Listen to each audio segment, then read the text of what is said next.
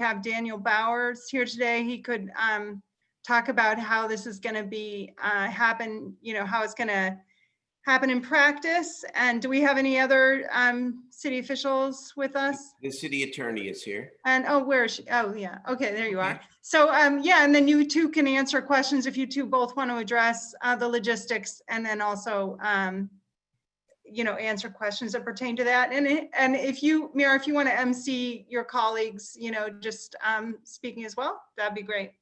Thank you. Thank you very much. Thank you very much. Good afternoon, everyone. I am joined by my city colleagues. Again, I want to introduce them because we are the governing body of the City of Sacramento. Councilmember Angelique Ashby from District 1, Councilmember Alan Warren from District 2, Vice Mayor Jeff Harris from District 3, Councilmember Steve Hansen from District 4, Councilmember Jay Chenier from District 5, Councilmember Eric Guetta from District 6, Councilmember Rick Jennings from District 7, and Councilmember Larry Carr from District 8. And I am Darrell Steinberg, of course, the mayor of Sacramento. About 40 minutes ago, the City Council took the unprecedented action of ordering a curfew in the city of Sacramento beginning this evening at 8:00 p.m. We took this step firmly, but reluctantly. The curfew shall be in effect. I'm going to read from the resolution itself, starting at 8:00 p.m. and ending at 5 a.m. the following day. During the curfew hours, no person shall be upon the public street, the avenue, the alley, park, or other public place, or improved public realty within the boundaries of Sacramento, and no business within the boundaries of the city shall be open to the public. I want to distinguish that businesses that operate without a public facing and obviously emergency services like healthcare facilities and hospitals can remain open, and people can travel to and from work. Specifically, the order says this curfew shall not apply to police officers, peace officers, firefighters, or other emergency personnel or civilians engaged in police or emergency work, to the National Guard or any other military personnel deployed to the area, to persons going to and from their place of work, including healthcare workers and essential workers, and to authorized representatives of any news service, newspaper, or radio or television station or network. Per council direction, we may revisit the times tomorrow at our regular meeting. We may also continue to revisit and revise this declaration as necessary to respond to the emergency. In addition to declaring a state of emergency and imposing the curfew as I have just described, I want to also announce what has already been widely reported, that tonight we will deploy the National Guard.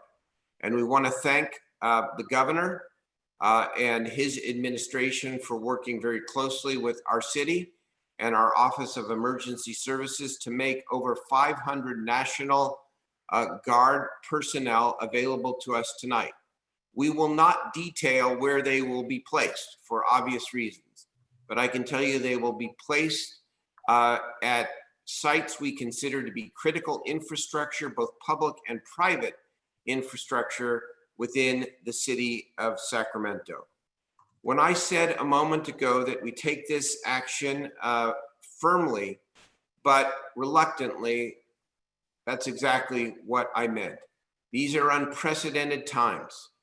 And as I said earlier today, as Sacramentans, as Americans, we can hold two truths at the same time, even if they seem in contradiction, they are not. It's not just a throwaway line to say, we grieve for George Floyd. We called unanimously yesterday for the officers who committed that killing to be prosecuted and held accountable. We believe very strongly that people are in pain for good reason, and that it is our job to fix the imperfections in our city. and to build a more inclusive Sacramento that is for everyone, especially our communities of color, especially our African-American community, in word and in action. That's one truth. But the other truth is that people who are engaged in looting, in acts of destruction, are not engaged in protest in any sense of the word. They are destroying in order to destroy. And our first responsibility as leaders of this city is to provide for the public welfare and the public safety. We've experienced over $10 million worth of damage, mostly to the downtown and midtown, although it has not been exclusive to those areas of the city. We expect more trouble tonight. As we speak now, I know that there are peaceful protests going on in various parts of our city. We honor those protests. But as it gets dark, as we have seen over the last couple of evenings, not just here in Sacramento, but throughout the entire country, those protests no longer become protests, and they become acts of destruction and criminal acts. And we're going to do everything in our power to protect the property of people, and more importantly, the safety of people. And so these acts tonight are done in furtherance of our most important responsibility as public officials, and that is to protect the public safety. I would be happy to answer any of your questions. Again, we have the city attorney here with us, as well as Susanna Alcala, as well as Daniel Bowers, the director of our Office of Emergency Services. The vote today on this action was unanimous. It was 9-0. We may disagree, and as we often do, on many issues of public policy within our city, and even on how to respond to issues of racial injustice and the death of George Floyd. We agree unanimously that what has gone on in our city over the last several evenings is not acceptable. It does not further any cause, and it must end. And we will take appropriate action to do all we can to ensure that it is so. Let me ask Susanna or Daniel if you want to add anything to what I had to say.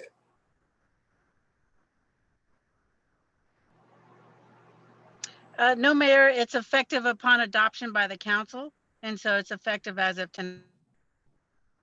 It is effective now. It will go into formal effect at 8 p.m. Be happy to take questions from members of the media. Okay, just 1 second. I have to take a moment to unmute everyone. And first up, I have Nick Miller and then Doug Johnson. So go ahead, Nick. Mayor, thanks again for your time. Mayor, can you discuss the National Guard's agreement when it comes to use of force?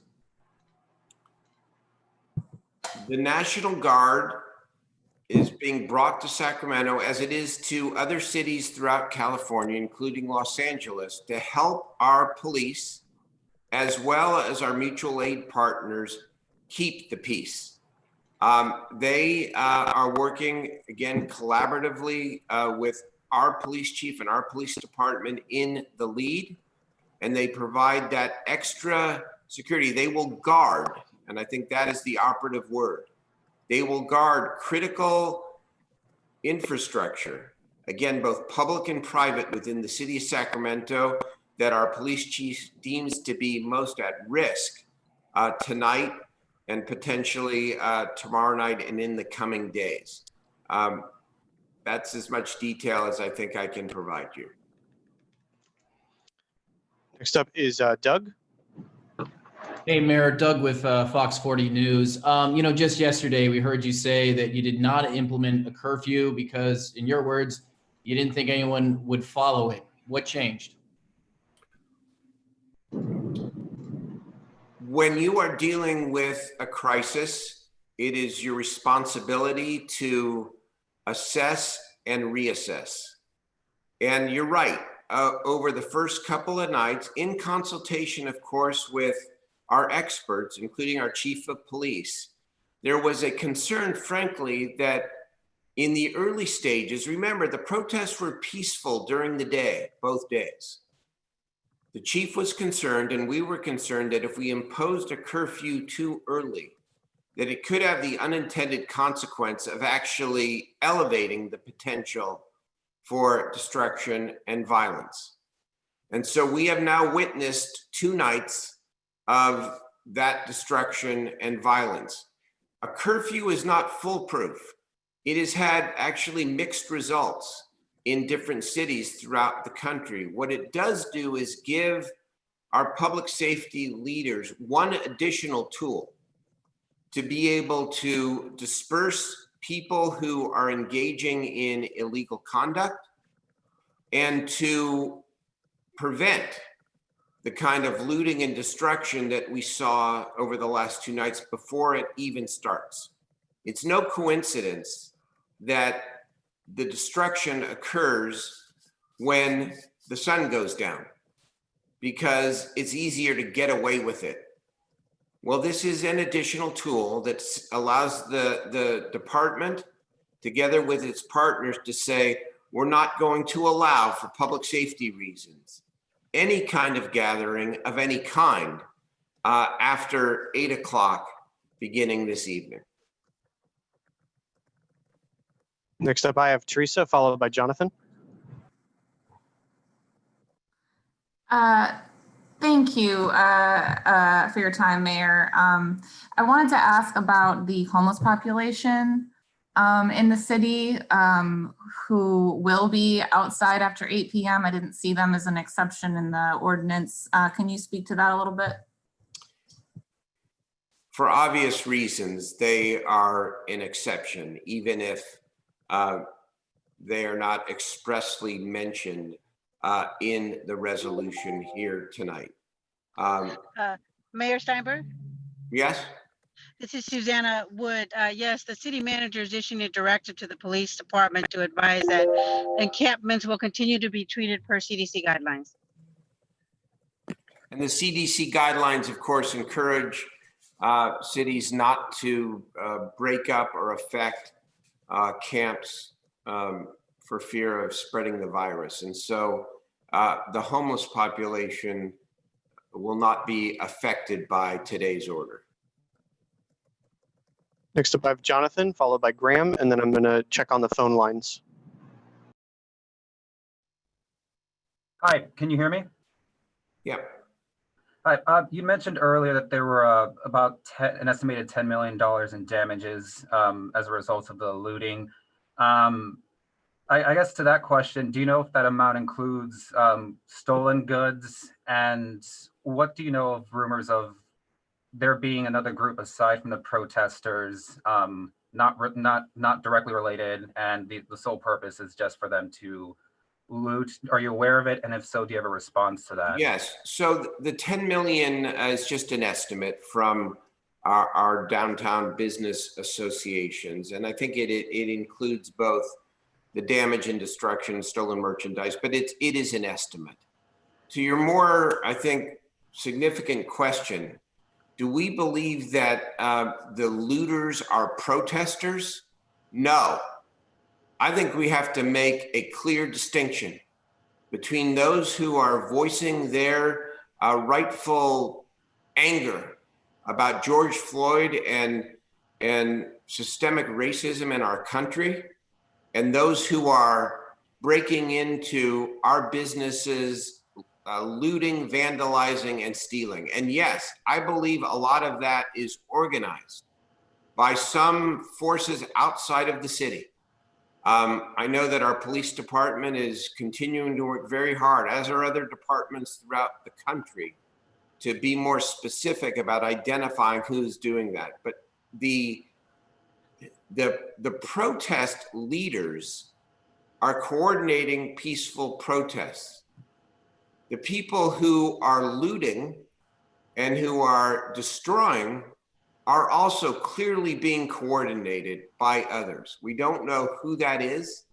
exactly, but let us not equate protest with what is going on, not just in our city, but in cities throughout the country, because it ain't protest. It's crime, it's vandalism, and it is destruction. And the two should not be equated. All right, next up I have Graham. Hi, Mr. Mayor. You mentioned with the National Guard that they would be providing, guarding both public and private infrastructure. For stuff in the private sector that they're guarding, I know you can't really give specific places they'd be guarding, but kind of what was the rhyme or reason for sort of the private places they'd be guarding? Well, the National Guard is not the police force. And I think the word guard is probably the operative term to focus on. They provide us additional support, again, to be able to guard critical infrastructure, as opposed to going out more proactively in enforcing the law. And I think that is the distinction. And we welcome their help, because the police department, I believe, has done an outstanding job. Let's remember one thing, and I know this is a small solace, especially to the businesses that have been affected, and also to the people's feelings about what's going on right now. Thank God nobody has died or have been seriously hurt, and no building is burnt to the ground. I hope it stays that way.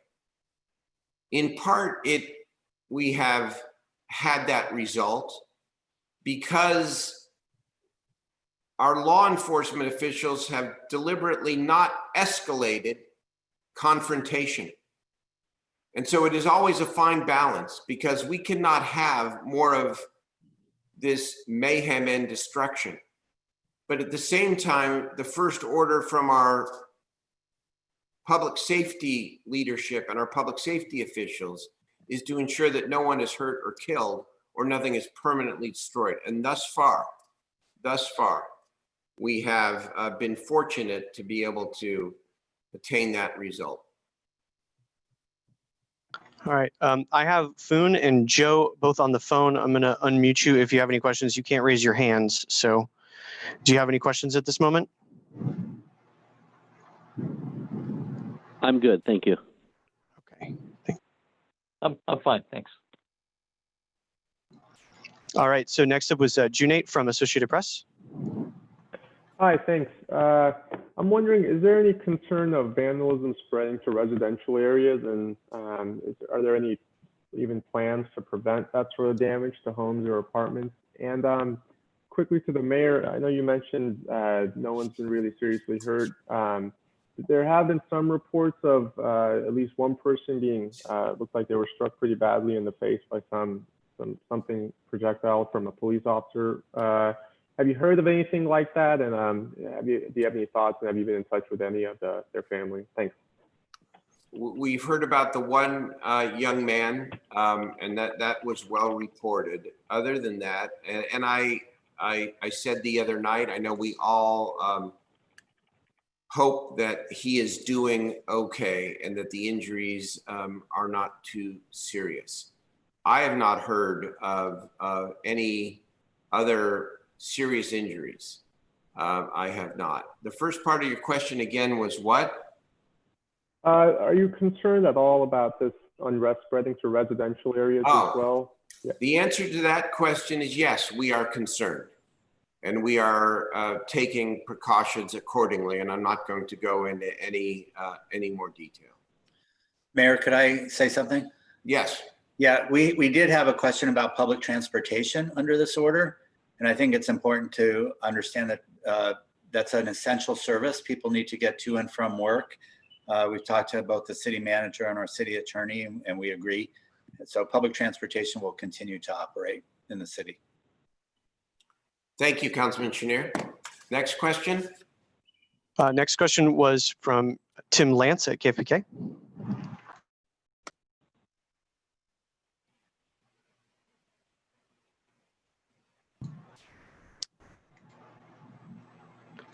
Tim, you have to unmute yourself if you can. If not, I can come back to you.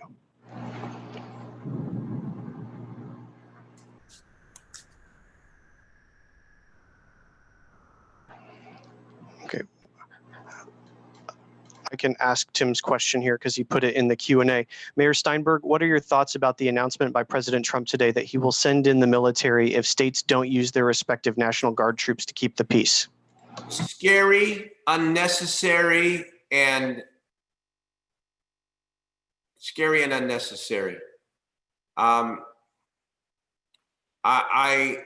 have much greater faith and trust working with our governor and our local leadership in doing our best to keep our community safe. I don't particularly trust what comes from the White House when it comes to these kinds of issues, because this president has a long history of dividing people instead of attempting to bring us all together. I have Nick Miller, followed by Teresa Clift.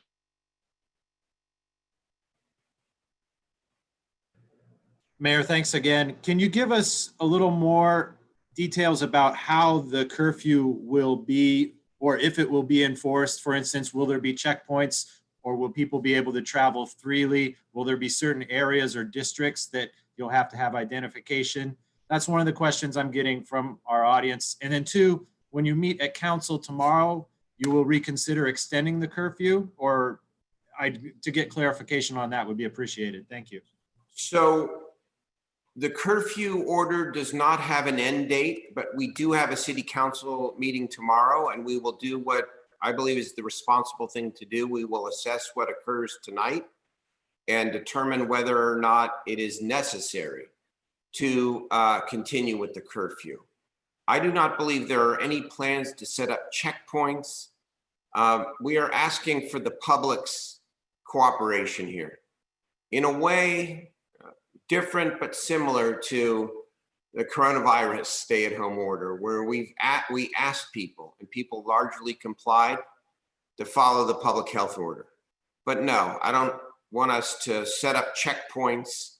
And frankly, we don't have the law enforcement resources to be that strict when it comes to enforcing the curfew. It's a public safety message. We expect people will comply.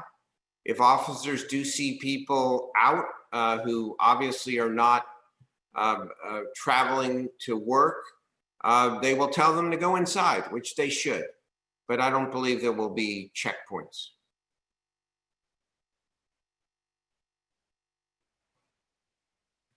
Next up is Teresa, followed by John.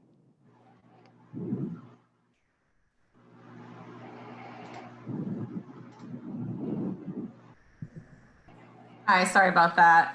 I looked up the code section from the resolution, and if people are not dispersing after they're told several times, the code section talks about a $500 fine or 6 months in jail. Will those two consequences be possible tonight for people? And if we're talking about jail, where will they go? Because the downtown main jail isn't accepting inmates right now, correct? Mayor, do you want me to answer that? Yes, please. Thank you. Yes, they will be cited as misdemeanors, and they could face jail time and or fines. And so likely what would happen is the police department would arrest them and transport them. And then at that point, as to whether or not the jail accepts them, they may release them. But then they would have to answer to the misdemeanor citations. Yeah, I mean, obviously, one of the purposes of this decision and this resolution is to say the protests are appropriate, safely done in the light of day. But after the day ends and the evening begins, it's not safe now to be out there protesting. And I think it's pretty clear why. We don't intend for this to be a permanent thing in any way. That's why we'll look at it day by day. But it's the appropriate thing tonight to keep the public safe. Could there be Cal Expo or other sites used to detain people like there were after the East Sacramento protests last year? I don't know exactly how the police and or the National Guard would detain people. This is a different situation, by the way, than last year, which I know and we've readily acknowledged had a lot of significant problems from our end. This is very, very different. Last year, there was not massive looting and destruction and real danger. There is today, and there is tonight. It's not safe for people to be out protesting after dark for the time being. That's unfortunate. That is a sacrifice in terms of the public's right to assemble and to free expression. But it's our job to balance rights. And in balancing those rights, this is a reasonable and I think a necessary measure temporarily to do everything we can to keep people safe. Next up was Jonathan and then Graham. Hello again. With the presence of the National Guard, do you anticipate tonight being any different from how the past nights were? And with that, and with said presence, I mean, is it going to be a visible change to people, you know, living in a city, going about their day? Is this something that they're going to visibly notice as they're going about their business? Well, again, people should not be going about their business, so to speak, unless it's essential work or unless they're traveling to and from work after 8 o'clock. I believe it will be a visible difference. I think it is an elevated response, obviously more personnel when you have over 500 National Guard people. And that, by the way, they'll be coming in, if you will, shifts between now and early tomorrow morning. But I'm not going to predict what's going to happen tonight. We control what we can control. And what we control is establishing a curfew, bringing in the National Guard with the help and the cooperation of our governor and our state government, being prepared as we have been the last 2 nights, and assessing all of the intelligence which is out there about where and how some of this non-protest destruction, looting, illegal behavior, where and how it might take place, and to respond. And that's exactly what our city is going to do. Next up was Graham. Mr. Mayor, for restaurants that, you know, there are some restaurants out there that would be providing food later than 8 o'clock. Did you guys hear it all from any of the restaurant community in putting together this order? We've been talking regularly with our restaurant community and our business associations throughout the entire city. And they understand. And in fact, I would say that our small business committee strongly supports this action. Better to be shut early, even if it means a couple of hours, if it gives us a better chance of a better outcome throughout the night. All right, just a quick check for those folks on the phone that can't raise their hands in the Zoom chat. Joe or Foon, do you have any questions at this time? No, mine were answered. Thank you. I'm fine as well. Thanks. Excellent. Next up, I have Maricela from Univision with some questions in Spanish.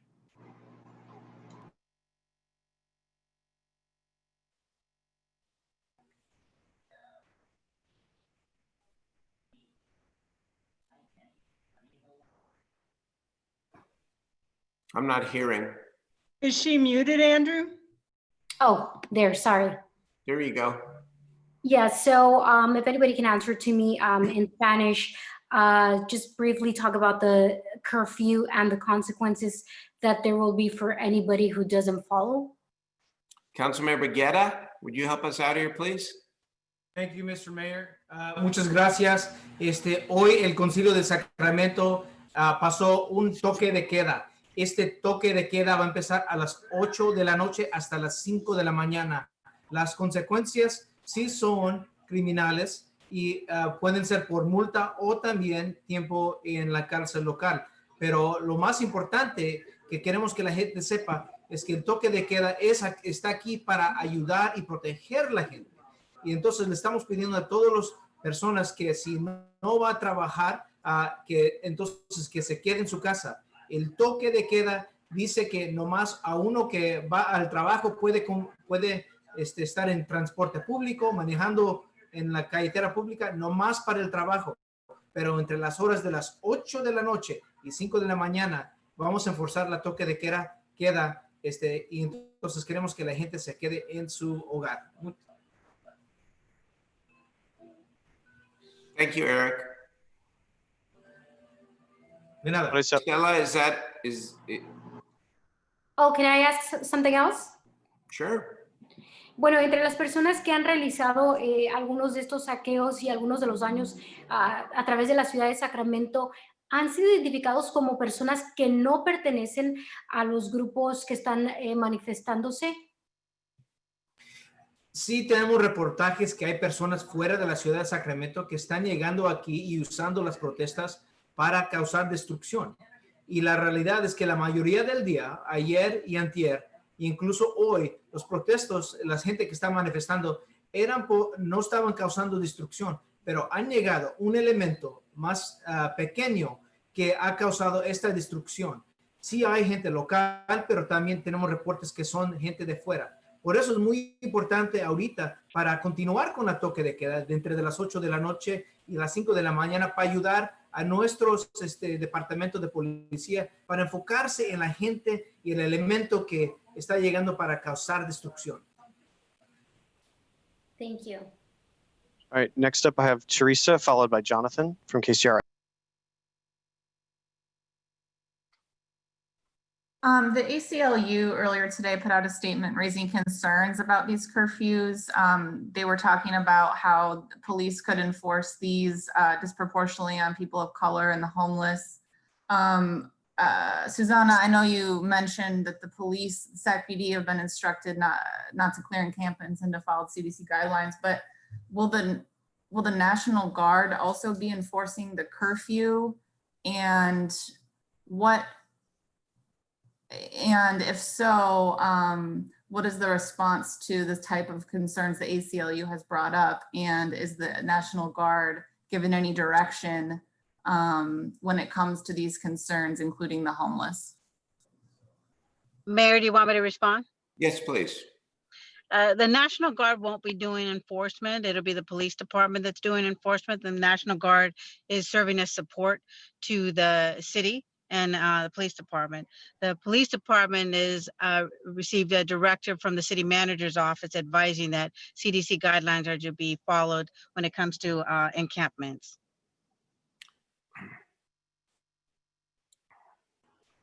And as I mentioned earlier, the question, I think it was from Nick Miller, I forget.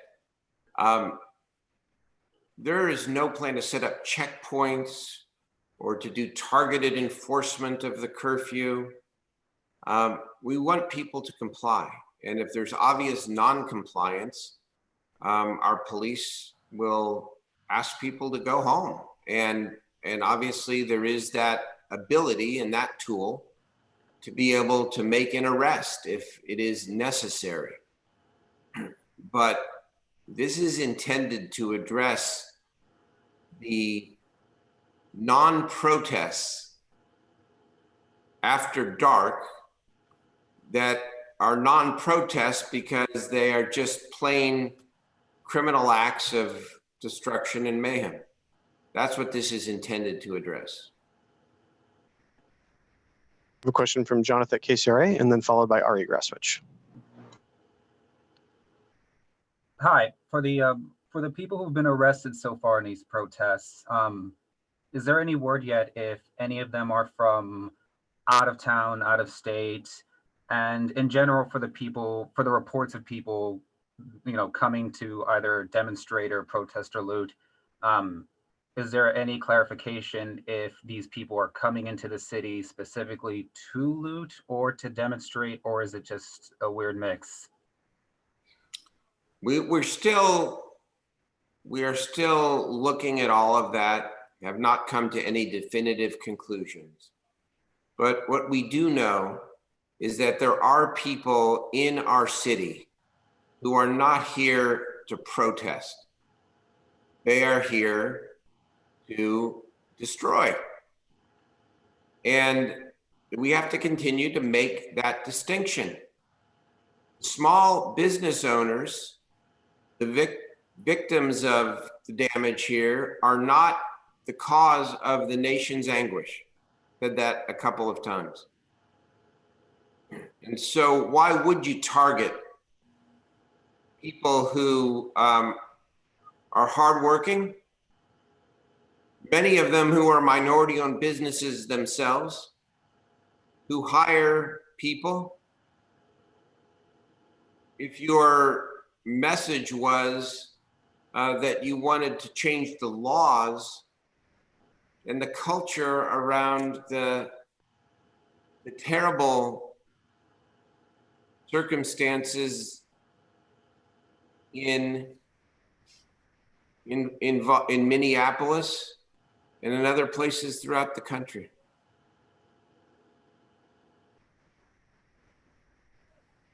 All right, next up was Ari Graswich. Hi, Mayor. Thanks so much for being with us today. You indicated that law enforcement was opposed to the curfew. And I'm not quoting you directly here, but you indicated that they were opposed to a curfew over the weekend. And I wondered if you would just walk us through that process. In other words, did you or the council go to law enforcement and say, hey, guys, we need a curfew? Can you walk us through what happened along those lines? First of all, this is a collaborative relationship between all parts of our city. Not that we don't disagree sometimes, but between me as the mayor and my council colleagues, between the mayor and the city council, the city manager, and the police department. And so they did not oppose a curfew. That is inaccurate. And if I implied that, I'll correct it right now. In a series of discussions over these last couple of days, they did not think that it would necessarily be helpful and that it could have the unintended consequence in the early days here of escalating and elevating the destruction, sort of as a dare, if you will. And so we took that advice and we moved forward as we did. And by the way, from day one to day two, we had learned some significant lessons and increased the scope of our mutual aid with other law enforcement jurisdictions. And I believe the police department, again, did an excellent job dealing with a situation, by the way, that we've never had in our community before, and that is going on throughout our entire country. But it is our job to only look backwards for purposes of determining what we should be doing going forward. And we've done that. And they believe, and I believe, and we all believe, that this curfew is one additional tool, and we'll see how it works, to be able to disperse the protests as soon as it becomes dark or near dark, to minimize the risk that property will be damaged and that people will get hurt. So to follow up, Mayor, do you wish you could have, if you could get yesterday back, do you wish you would have done it yesterday? No, it's not the way that's not the way I work and not the way I think. I think we have made sound decisions. And again, I will defend the outcome in one sense has been harrowing and terrible. On the other hand, when you think about the potential for physical violence, when you think about the potential for there to have been permanent damage to our major structures and our small businesses, and the fact that none of that happened. I'm proud of all that we have done, but it's time to reassess. And going forward, it's exactly what we are doing, and that's why we're taking the action here today. All right, there's no more questions in the queue. Everybody's tired. It's been a long day, so I think we're gonna wrap this up. Thanks, Okay. everybody. Thanks, everybody, for coming. You want to say anything in closing here, or call it a night? No, but we will continue to communicate with you early and often. So thank you all very much. We appreciate Thanks, it. Thank you to my everybody. Have a colleagues good as well. night. Stay safe. Cross your